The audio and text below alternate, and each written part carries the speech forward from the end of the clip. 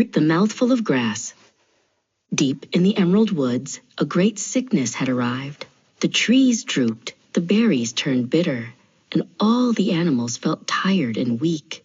Rory, the great lion king, stood atop the high rock and called everyone together with a mighty, though slightly weary, roar.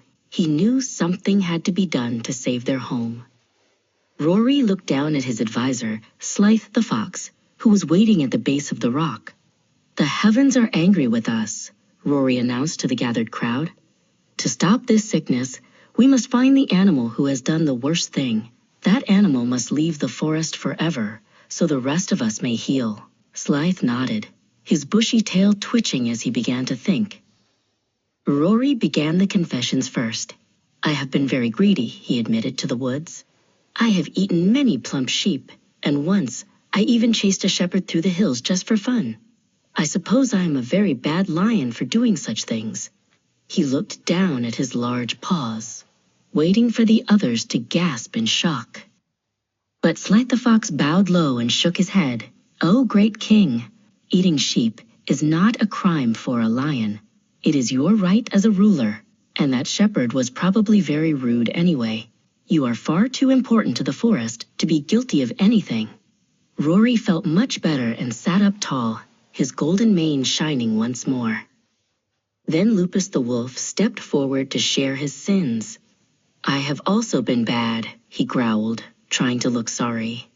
"I have taken many lambs from their mothers in the middle of the night." Slythe quickly patted Lupus on the shoulder. "Nonsense, you were just hungry, and lambs are meant for hunting.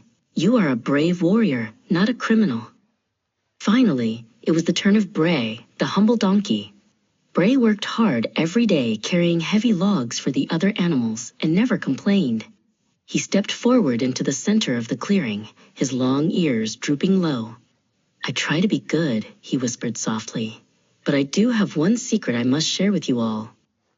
"One morning," Bray said, his voice trembling, "I was so hungry that I took a tiny mouthful of grass from a monk's meadow. I didn't have permission to eat it, but the grass looked so green and sweet. I am very sorry." Slythe the fox suddenly jumped into the air and pointed a sharp claw at the donkey. "Aha! A thief! A terrible, grass-stealing monster!" Rory the lion stood up and let out a stern, loud growl that made the trees shake. "So, it was you, Bray. You stole from the meadow and brought this great sickness upon us all with your greed."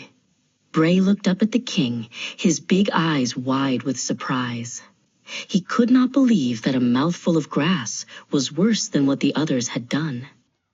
The powerful animals all began to shout and stomp their feet.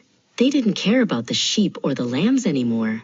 They only cared about Bray's tiny mouthful of grass. Bray realized there was no use in arguing. He bowed his head and began to walk slowly away, leaving the forest behind to find a new home in the cold, lonely mountains. The great sickness remained in the forest for a long time, but Rory and Slythe were satisfied. They had found someone to blame, and so it goes in the world. The small and the honest are often punished for the little things, while the powerful are forgiven for the big ones.